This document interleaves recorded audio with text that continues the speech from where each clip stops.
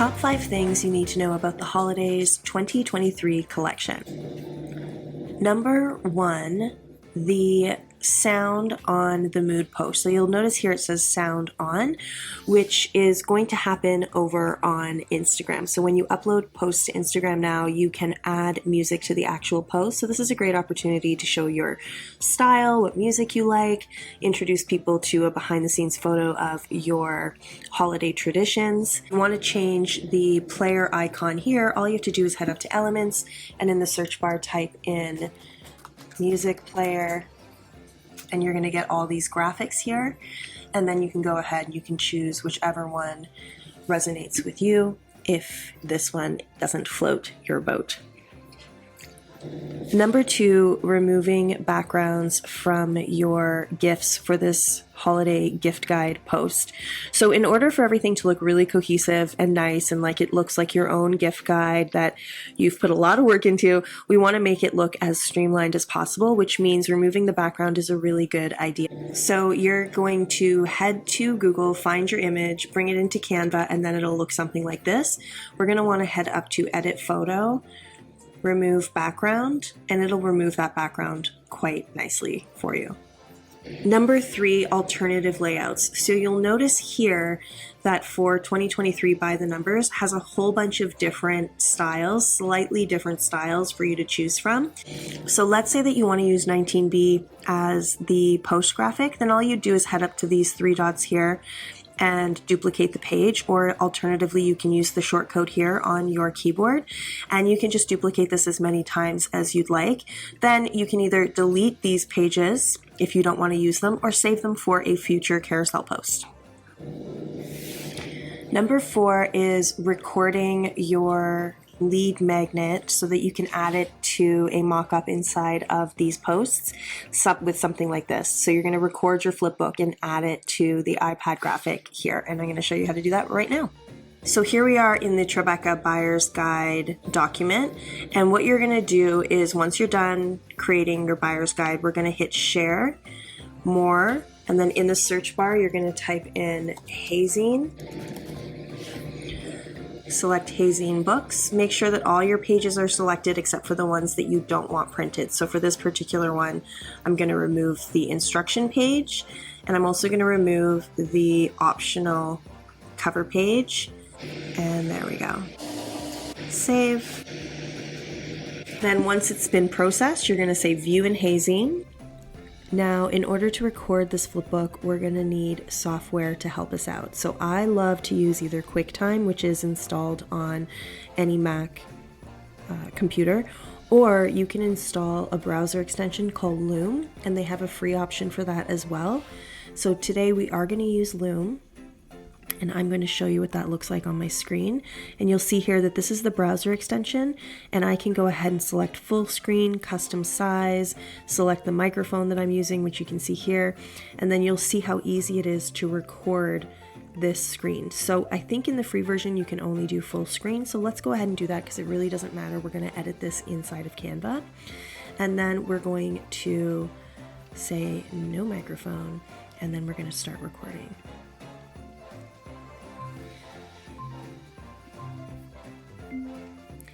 And I'm just going to start from the beginning here and then go ahead, and with my keyboard arrows I'm going to flip the pages. And the reason why I'm using my keyboard arrows to do this is because I don't want to see that yellow click on the screen capture.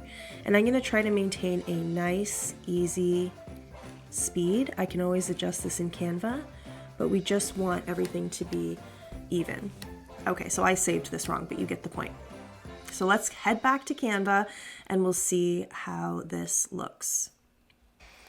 So inside of Canva, I'm going to upload that file that we just created. And here it is uploaded. So we are going to bring it into our iPad document. We're going to double click and we're going to make sure that it fits inside this screen. Fit it as best as you can. It doesn't have to be perfect. It's just to give your audience an idea of what they're going to get. So it doesn't have to be perfect, but it should be pretty close. And then when we click play, you're going to see what that looks like. Okay, so there needs to be some adjustment here. So we're going to move it over. and then press play again. And if you find this too slow, head up to playback and you can adjust the speed there. You can even make it really fast. And if you need to crop it at all, you're just going to head up here and then you can crop it to a shorter amount. And if you've accidentally recorded yourself speaking, no problem, just head over here to this volume button and make sure that it's at 0. And then you're good to go. And number 5 is Elf on the Shelf contest. So the description for the Elf on the Shelf contest is in here in the notes section. Elf on the Shelf is your way of engaging your audience. So Instagram really favors engagement. They love when people comment on things, and contests are a fantastic way to get people to comment on your posts. So what I thought would be really fun is if we created this Elf on a Shelf contest where you can put these little icons of elves throughout your posts during the month, and all your audience has to do is comment on the post with the elves in order for a chance to win something. So whatever they win is up to you. That is completely your call.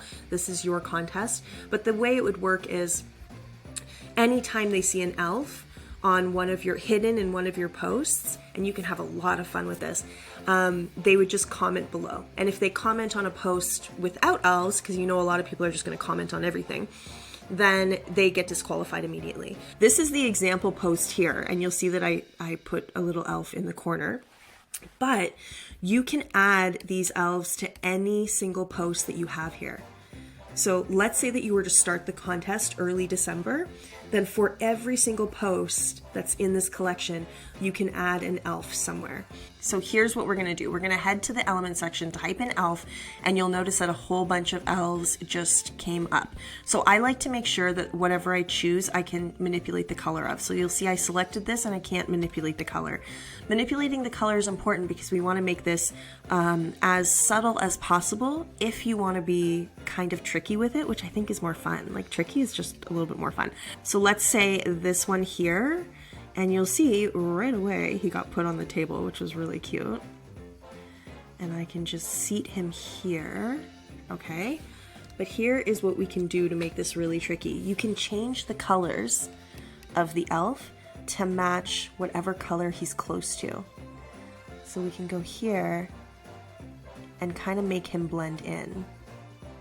He kind of blends into the background, and it's kind of more difficult to see. And I'm even going to change his skin color even more. Right? So we can have a lot of fun with this because now it's sort of like a Where's Waldo effect, where it's like, is that an elf? Can I see him? You can just have a lot of fun with this. And you can put them anywhere. I could put him on this gift over here and then really make him blend in with the background. How you do this is completely up to you. I just wanted to bring this to your attention as to where you can find these elves, what to look out for. I really like to choose elves that you can manipulate the colors of. Some of these icons you can't manipulate the color, so always keep a lookout for this color bar at the top.